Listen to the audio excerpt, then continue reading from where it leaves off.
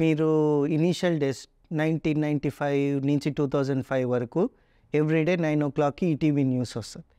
మీరు ఈ రోజుకి ఈటీవీ న్యూస్ చూస్తే వాళ్ళు పెట్టే స్క్రిప్ట్లో కానీ వాళ్ళు పెట్టే స్టేట్మెంట్లో కానీ ఎక్కడ పొలిటికల్ పార్టీస్కి సపోర్టింగ్గా ఉండదు. కానీ ఇప్పుడు ఎట్లా అయిందంటే ప్రతి పొలిటికల్ పార్టీకి they have a promotional channel in the name of news channel. ఇది paid media not only in Andhra స్టేట్స్లో ఒకటే కాదు, మన డౌన్ తమిళనాడులో అలాగే ఉంది, నార్త్ సైడ్ వెళ్ళినా కానీ ఉంది. Even at central level there are news channels which are acting as promotional channels for governments అనమాట. సో దాని మీద మీ అభిప్రాయం ఏంటి? ఇవాళ మొత్తం కేవలం వైఎస్ఆర్సీపీకా తెలుగుదేశానికా ఈ రెండింటికే మీడియా ఛానల్స్ పనిచేస్తున్నాయి. అంటే మీకు జర్నలిజం ఇప్పుడు చాలా మారిపోయిందండి. ఇంతకు ముందులా లేదు. మీరు బతకాలి అంటే ఏదో ఒక ఛానల్కి ఏదో ఒక పార్టీకి అనుబంధంగా ఉంటేనే బతికే పరిస్థితి ఉంది ఇవాళ. అవును, ఛానల్స్. సో ఛానల్స్ ఎక్కువైపోయాయి. ఎక్కువ లేని రోజుల్లో లేదు. స్వతంత్రాన్ని పూర్వం దగ్గర నుంచి చూస్తే కనుక జర్నలిస్టులకో లేకపోతే పత్రికలకో చాలా విలువ ఉండేది. అవును, ఒక కరపత్రాలు లాంటి విడుదల చేసేవాళ్ళు అప్పట్లో. అప్పుడు కూడా దానికోసం ఎదురు చూసేవాళ్ళు ఛానల్. ఆ రోజు నుంచి ఇవాళ ముబ్బడిగా ఛానల్స్ వచ్చేసాయి. అది ఎలక్ట్రానిక్ మీడియా వచ్చేసింది, ప్రింట్ మీడియా వచ్చేసింది. వచ్చేసేసరికి అక్కడ ఏం జరిగింది, ఇది పొలిటికల్ మోటో ఎక్కువైపోయింది వాటిల్లో. పెట్టేవాడు ఒక పారిశ్రామికవేత్త అయినా పెడుతున్నాడు, ఒక వ్యాపారవేత్త పెడుతున్నాడు, లేదా ఒక పొలిటీషియన్ పెడుతున్నాడు ఇవాళ మీడియాని. పెట్టినప్పుడు మనం వాటిని వేరుగా చూడగలమా? లేదు. వాళ్ళు నిజాయితీని మనం ఎక్స్పెక్ట్ చేయగలుగుతామా? చేయలేం. ఒక జర్నలిస్టు పెట్టిన ఛానల్స్ అయితే అప్పట్లో జర్నలిస్టులే పెట్టేవాళ్ళు, పత్రికలు కానీ ఛానల్స్ కానీ. ఇప్పుడు ఆ పరిస్థితి లేదు. అప్పుడు ఉండేవాళ్ళు కూడా ఎవరైనా పెట్టినా కానీ ఒక అడ్వకేట్లు బాగా పేరున్న వాళ్ళు పెట్టినా కానీ కొంత నీతి నిజాయితీ ఉండేది. ఇవాళ అలాంటి సిచ్యువేషన్ లేదు. సో ఎక్కడికి వెళ్ళినా మనము ఎవడో ఒకటి భావజాలానికి మనం ప్రభావితమై చెప్పాల్సిందే తప్ప మనం సమాజానికి చెప్పాలనుకునేది చెప్పలేం. అందుకే ఇవాళ నేను కిరణ్ టీవీ పెట్టింది నాకేమనిపిస్తుందో, నేనేది మంచి అనుకుంటానో చెప్పడానికి కిరణ్ టీవీని పెట్టాం. సార్, మీరు చెప్పేటప్పుడు ఇప్పుడు ఇందాక మనం news channels which are promotional channels for parties అంట. ఏదన్నా ఒపీనియన్ చెప్పేటప్పుడు జర్నలిస్ట్గా మీ ఒపీనియన్ మీరు చెప్పేటప్పుడు అది అందరికీ నచ్చాల్సిన అవసరం లేదు. ఇట్లాంటి స్టేట్మెంట్స్ ఎప్పుడన్నా స్టేట్మెంట్స్ పాస్ చేయాలన్నా, మీకు తెలిసిన నిజాన్ని బయట పెట్టాలన్నా కొన్ని థ్రెట్స్ అనేవి రావడానికి ఆస్కారం ఉంది. సో న్యూస్ రిపోర్టర్స్కి కానీ స్క్రిప్ట్ రైటర్స్కి కానీ ఇట్లాంటి థ్రెట్స్ కామన్గా వస్తాయా ఈ ఫీల్డ్లో? వస్తాయండి, డెఫినెట్గా. మీకు ఎట్లాంటి ఎక్స్పీరియన్స్ ఏమన్నా? వస్తాయి. అందరూ ఇప్పుడు నేను యూట్యూబ్ ఛానల్ పెట్టినప్పటి నుంచి నన్ను అయితే చాలామంది బెదిరించారు, నాకు మెసేజ్లు పంపారు, ఫోన్ చేసి నన్ను బూతులు తిట్టారు. ఇప్పుడు మీ ఇంటర్వ్యూకి వస్తే ఇవాళ ఉదయం కూడా ఒక అతను తిట్టాడు నన్ను.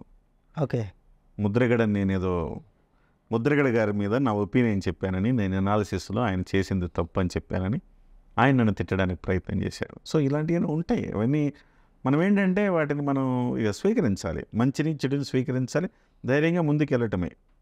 మీకు జర్నలిజంలో ఉన్న స్పైసీనెస్ అదే, జర్నలిజంలో ఉన్న స్పైసీనెస్ అదే. మనకు ఒక మంచి ఉంటుంది, మనకు గుర్తింపు వస్తుంది, బెదిరింపు వస్తుంది, అన్నీ వస్తాయి. అన్నీ మనం ఎదుర్కోగలిగితేనే, ఆ స్పైసీనెస్ ఉంటేనే journalist life. So technical point of వ్యూలో మాట్లాడితే జర్నలిజం అనేది చాలా పెద్ద సబ్జెక్ట్స్. సో దాంట్లో కెమెరామ్యాన్స్ ఉంటారు, స్క్రిప్ట్ రైటర్స్ ఉంటారు, టీవీ న్యూస్ బయటికి వెళ్ళి రిపోర్ట్ చేసే వాళ్ళు ఉంటారు.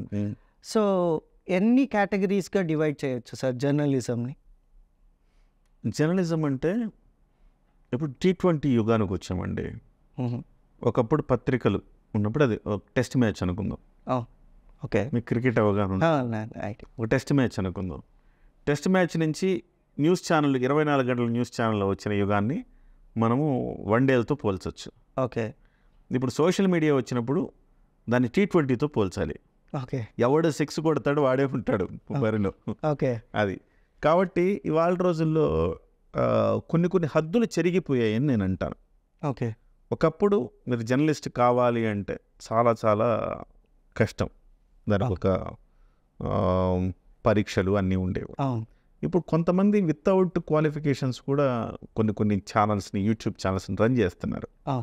సో తప్పని నేనేమన్నాను, నిజంగా మీరు ఆ వాల్యూస్తో, ఆ టాలెంట్తో నడిపితే తప్పేం లేదు. సో అయితే జనరల్గా మీరు అడిగిన క్వశ్చన్కి ఏంటంటే, కంటెంట్ రాసేవాళ్ళు ఉంటారు, 2 రకాలు ఉంటారు కంటెంట్ రాసేవాళ్ళు. ఒకళ్ళు రిపోర్టర్ అంటారు, ఒకళ్ళు కాపీ ఎడిటర్ అంటారు. కాపీ ఎడిటర్ తర్వాత సబ్ ఎడిటర్ అయితే సబ్ ఎడిటర్ తర్వాత రకరకాలు. సో కాపీ ఎడిటర్ అంటే కాపీని ఎడిట్ చేసేవాడు. రిపోర్టరు మనకి బయట నుంచి ఒక సంఘటనని కవర్ చేసి అతను రాసి డెస్క్ అంటే ఆఫీస్కి పంపిస్తే, రిపోర్టర్లు ఎప్పుడు ఫీల్డ్లో ఉంటారు, ఆఫీస్కి పంపిస్తే ఆఫీస్కి వచ్చిన కాపీని ఒక పద్ధతి ప్రకారం దాన్ని ఎడిట్ చేసేవాళ్ళు కాపీ ఎడిటర్ అంటాడు. ఇతను ఇక్కడ హరిగా ఇతను రాస్తాడు, అతను సరైన ఫార్మేట్లో పెడతాడు. ఇది అతను. ఆ తర్వాత మీకు ప్రింట్ మీడియాలో అయితేనేమో మీకు తర్వాత అది కరెక్షన్ చేసి ప్రూఫ్ రీడింగ్ చేసి తర్వాత ప్రింటింగ్కి వెళ్తుంది. ఓకే. సో దానికి పేజినేషన్ అని ఇవన్నీ ఉంటాయి. సో ఆ సిబ్బంది ఉంటారు. ఇప్పుడు ఎలక్ట్రానిక్ మీడియాకి వచ్చేటప్పటికే ఒక కెమెరామెన్ ఉంటాడు, ఒక రిపోర్టర్ ఉంటాడు. ఓకే. కెమెరామెన్ విజువల్ తీస్తాడు, రిపోర్టరు వార్త రాస్తాడు. అది మీకు డెస్క్కి వెళ్ళేటప్పటికే ఎడిటర్, వీడియో ఎడిటర్ ఎడిటింగ్ చేస్తాడు, కాపీ ఎడిటర్ దాని కాపీని మరింత మంచిగా చేస్తాడు. పైగా ఇంకొక వాళ్ళు కావాలి, వాయిస్ ఓవర్ చదివేవాళ్ళు. ఓకే. అది వాయిస్ ఓవర్ చదివేవాళ్ళు కావాలి.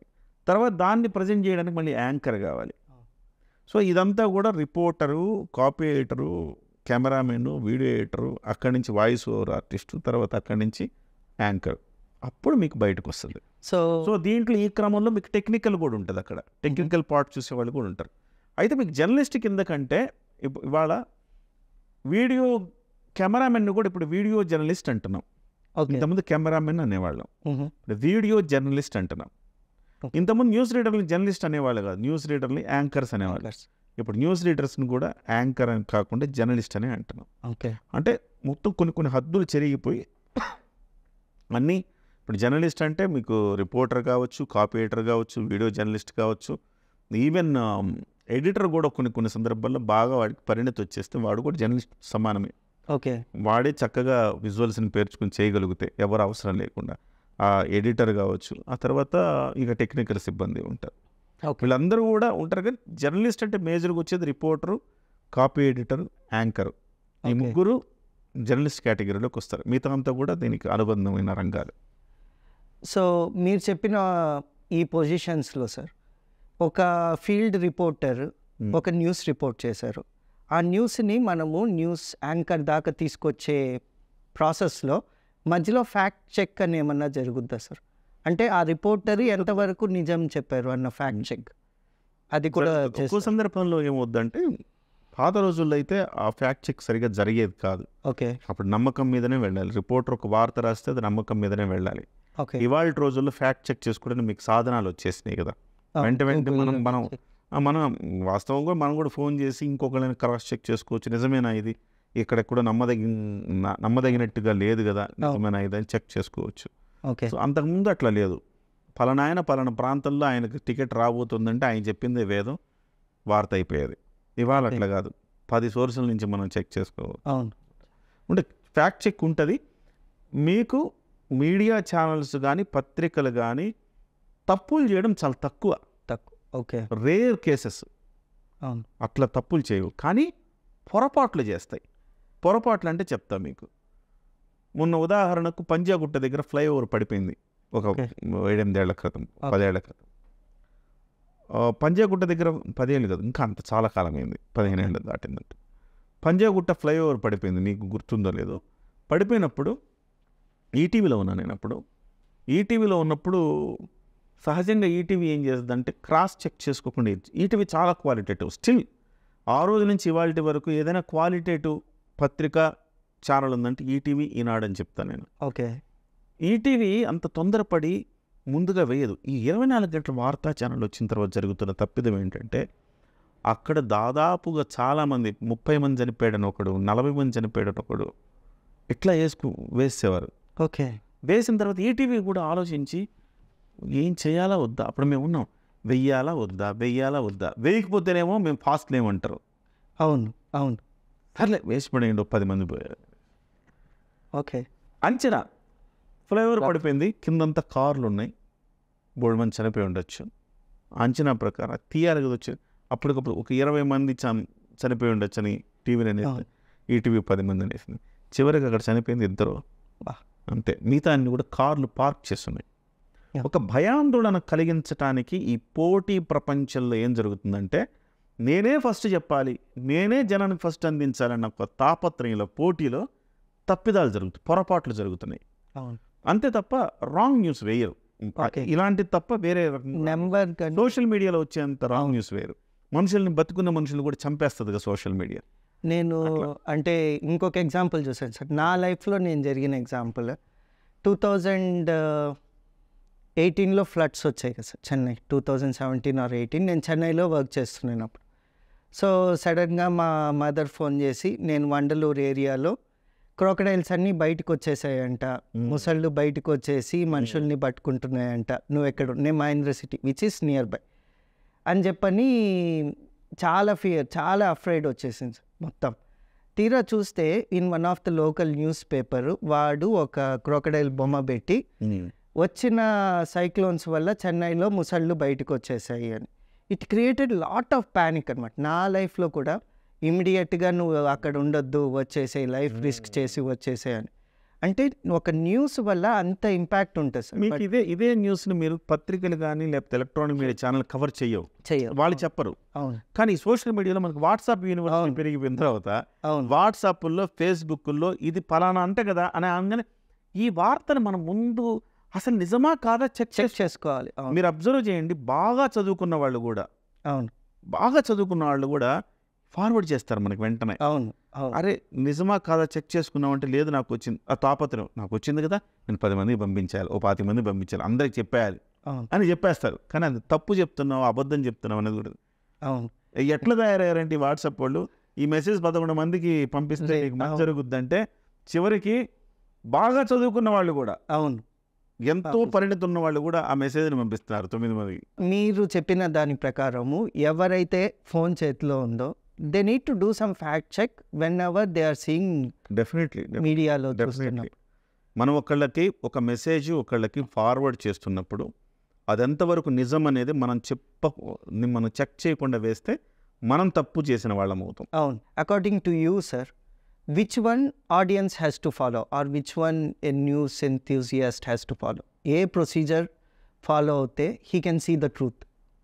అంటే ఒకటి ఏంటంటే అంతకుముందు వాస్తవం చెప్పుకోవాలి మనం. ఈటీవీ, ఈనాడు, ఆంధ్రజ్యోతి, ఏబిఎన్ ఇవి మాత్రమే ఉన్నప్పుడు, ఆంధ్రజ్యోతి ఇవి మాత్రమే ఉన్నప్పుడు నాణ్యానికి ఒకవైపే కనపడేవి. సాక్షి లాంటి పత్రికలు వచ్చిన తర్వాత డెఫినెట్గా నాణ్యానికి రెండో వైపు కూడా చూపించాయి. ఇవాళ మనం మొత్తం చూసి మన అనలైజేషన్ మనకు ఉండాలి. వాస్తవం మంచి చెడేదో మనం నిర్ణయించుకోవాలి, నిజం మీద అబద్ధం మీద మనం నిర్ణయించుకోవాలి. ప్రతివాడు వాడి కోణంలో చెప్తాడు. ఓకే. సో ఒక నాణ్యానికి బొమ్మను చూసేవాడు ఒకడు ఉంటాడు, బొరుసును చూసేవాడు ఒకడు ఉంటాడు. వాడి కోణం వాడు చెప్తాడు. అసలు వాస్తవం ఏంటని మనం అబ్జర్వ్ చేయాలి తప్ప ఇందులో కూడా కొంత జెన్యూనిటీగా పనిచేసేవి, మరీ ఇంత కరపత్రాల్లాగా పనిచేయని వాళ్ళు కొంతమంది ఉన్నారు. అలాంటి పత్రికలను అలాంటి వాళ్ళని మనం ఫాలో అవ్వచ్చు, బట్ రేర్.